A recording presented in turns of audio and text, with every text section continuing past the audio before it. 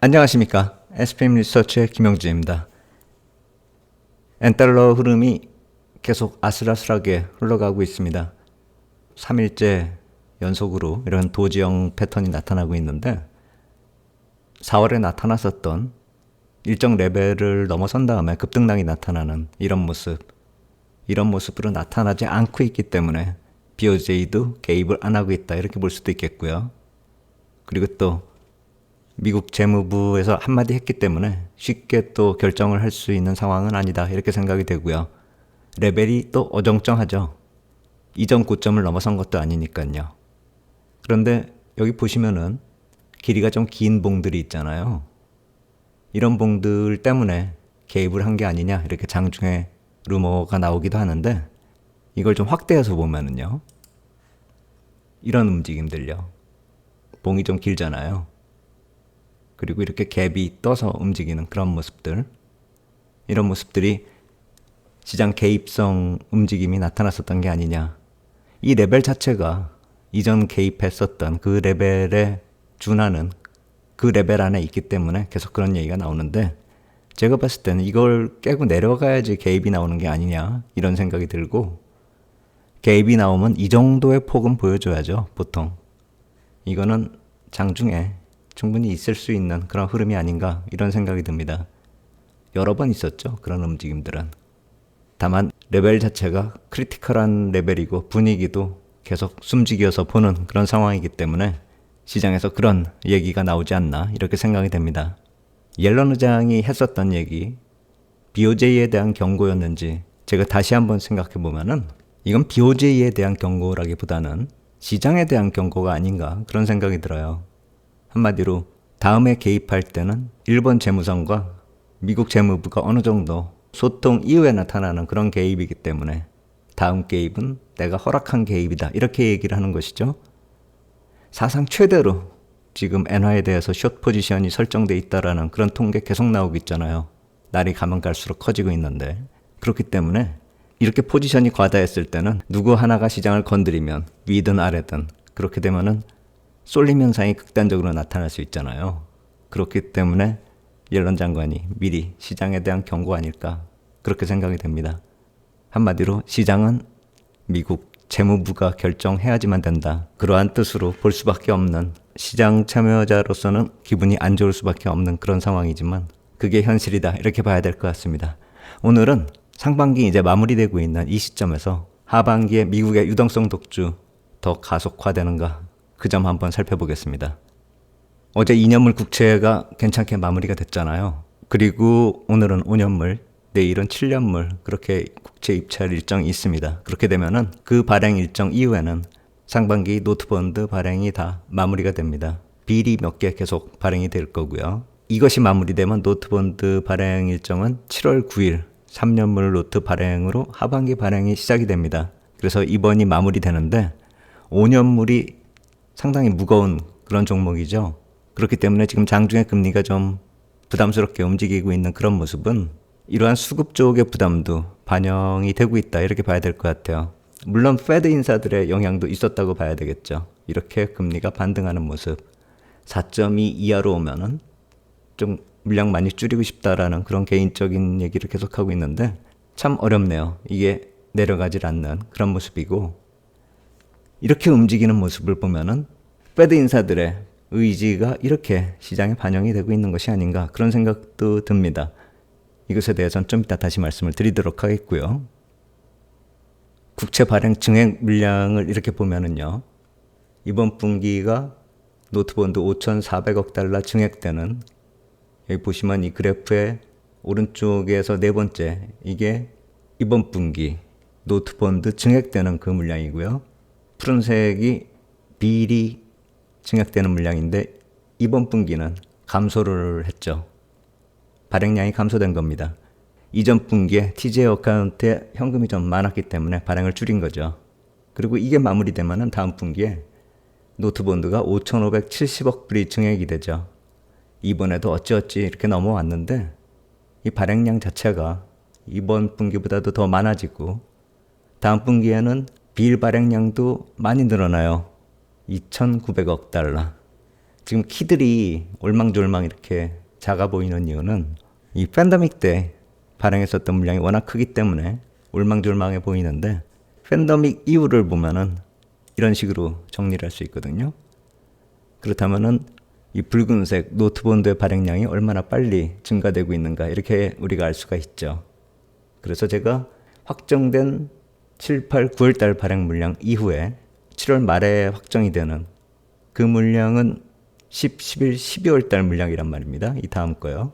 그것에 대해서 벌써부터 재무부가 환시장에 개입하고 있는 상황이라고 본다면은 이거보다 더 늘어나는가, 그런 생각이 드는 거죠.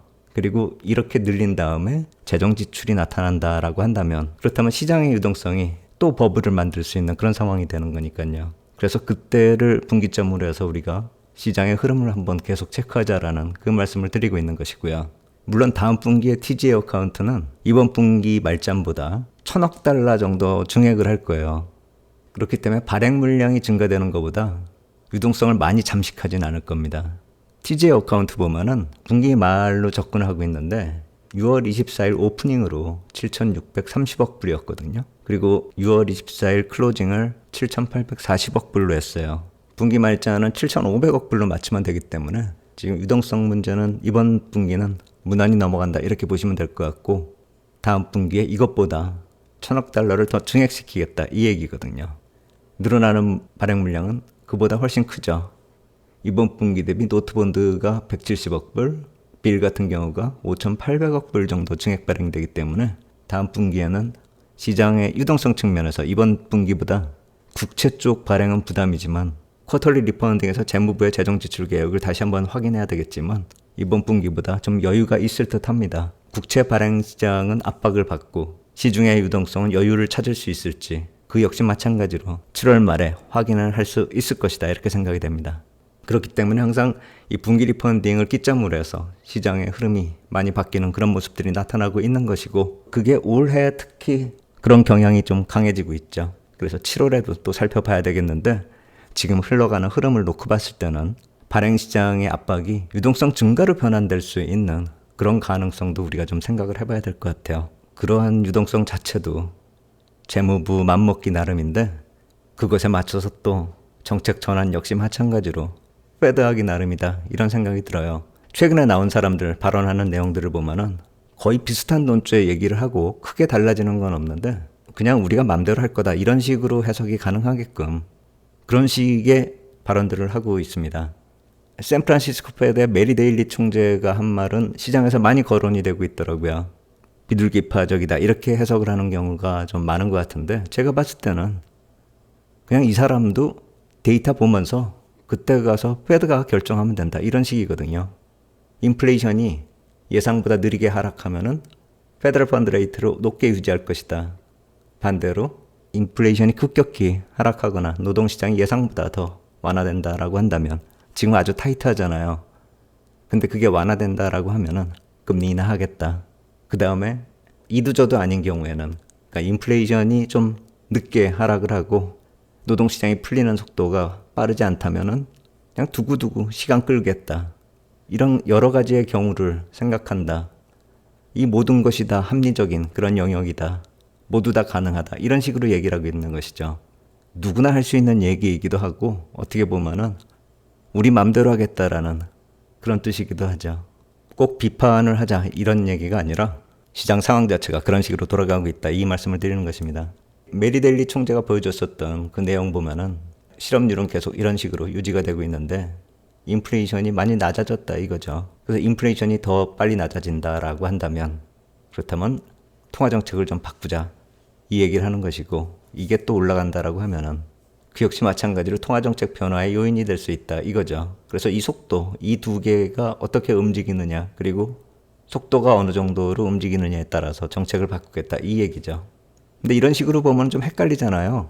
좀 더 이해가 쉽게 우리가 보려고 하면은 오히려 이 표가 낫다라고 생각이 들어요. 아틀란타 패드의 스파이더 차트가 현재 상황을 쉽게 파악할 수가 있게끔 한다라고 생각이 들어요. 그 표를 보면서 말씀을 드리겠습니다. 이 주황색 선이 현재 시점이고요. 이 남색 선이 팬데믹 이전입니다. 그리고 이 그린색 선이 인플레이션이 최고치에 있었던 2022년 7월 기준입니다. 그때 고용시장이 많이 과열돼 있다 이렇게 볼 수가 있겠죠. 이게 바깥으로 펼쳐지면 과열된 상태다 이렇게 보시면 돼요. 팬데믹 때보다 많이 펼쳐져 있잖아요. 그리고 지금 보면은 이 주황색 선은 팬데믹보다 좋아진 항목도 있고 나빠진 항목도 있죠.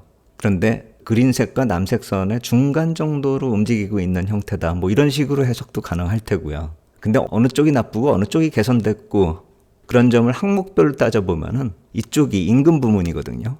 이쪽은 고용주 쪽의 변화 이렇게 보시면 돼요. 그리고 이쪽은 고용 관련된 숫자들 여기 보시면은 구직률, 실업수당 청구 건수, 그리고 고용자 수, 기본적으로 고용시장에서 우리가 가장 관심 있어 하는 그런 분야고 이쪽은 임금 관련돼서 인플레이션과 관련된 그쪽이다 보면 되겠고 그런데 아까 메리 데일리 총재가 얘기했듯이 인플레이션이 낮아지고 실업률이 높아지는 그런 모습 근데 금리 인하를 만약에 늦게 했을 경우에 노동시장에 악영향을 줄 수 있는 그런 여건 그런 상황을 여기서 어떻게 찾아볼 수 있냐면은 이쪽이 인플레이션하고 관련된 지표들이라고 그랬잖아요. 예를 들어서 시간당 어닝 항목이 여기 있는데요. 팬데믹 때보다 많이 올라왔죠. 물론 최고치보단 내려왔어요. 근데 인플레이션이 낮아지면서 이게 다시 이제 원상복귀가 된다라고 했을 때 그렇다면 인플레이션으로 인한 부작용은 어느 정도 해결이 되는데 실업률이 높아질 수 있는 그런 불안 요인은 어디에서 찾을 수 있는가? 여기 보면은 고용주 측면에서 고용 계획 같은 쪽이 팬데믹 이전보다도 좀 안 좋아지는 그런 경향이 있거든요. 향후 고용 계획이 그렇게 많지가 않다라는 거죠. 이런 내용은 고용지표 나올 때 그렇게 관심 있어 보이는 그런 내용은 아닌데 향후를 놓고 봤을 때는 우려될 수 있는 부분이다 이렇게 봐야 되겠죠. 고용시장이 약화될 수 있는 그런 요인들은 이미 지금 벌어지고 있다, 진행되고 있다 이렇게 봐야 되니까요.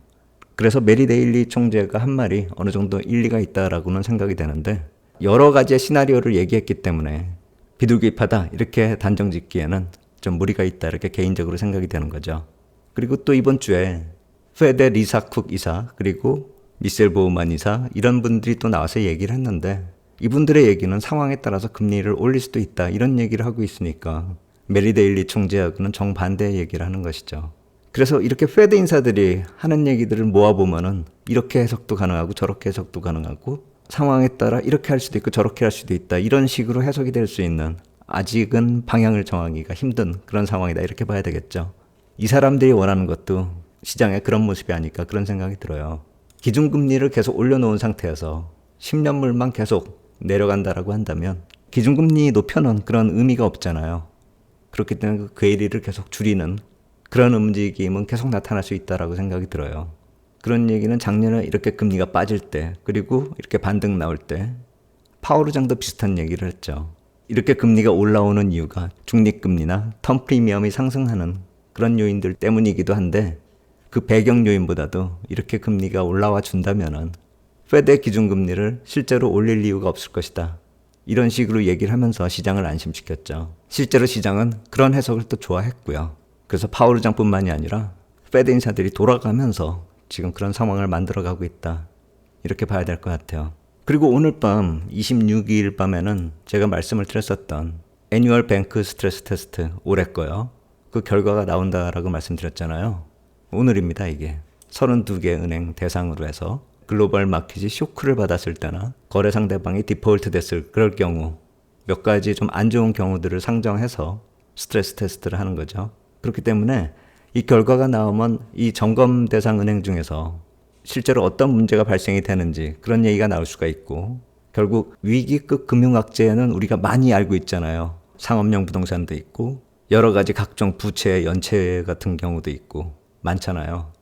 그러한 위기급 금융 관련 악재에 대해서 페드가 어떤 시각으로 보고 있는가 그리고 현재 상황은 어떻고 그것에 대응하는 시나리오가 어떻게 전개될 수 있는지 그런 내용들을 우리가 파악할 수 있죠. 이 내용뿐만이 아니라 이런 내용이 공개되면 시장에서 또 반응이 나올 거 아닙니까? 그리고 그 반응 이후에 페드의 자체 분석으로 또 대응을 할 거예요. 얘들은. 그런 뒤따르는 분석들, 시장 반응도 그렇고 페드가 또 대응하는 그런 모습들을 보면은 이 위기급 악재가 어떻게 대응되고 관리 방향에 대해서 우리가 힌트를 좀 얻을 수 있을 테고 그러한 해결 방안이 현실성이 있는지 그것에 따라서 시장에 주는 영향이 또 틀리겠죠.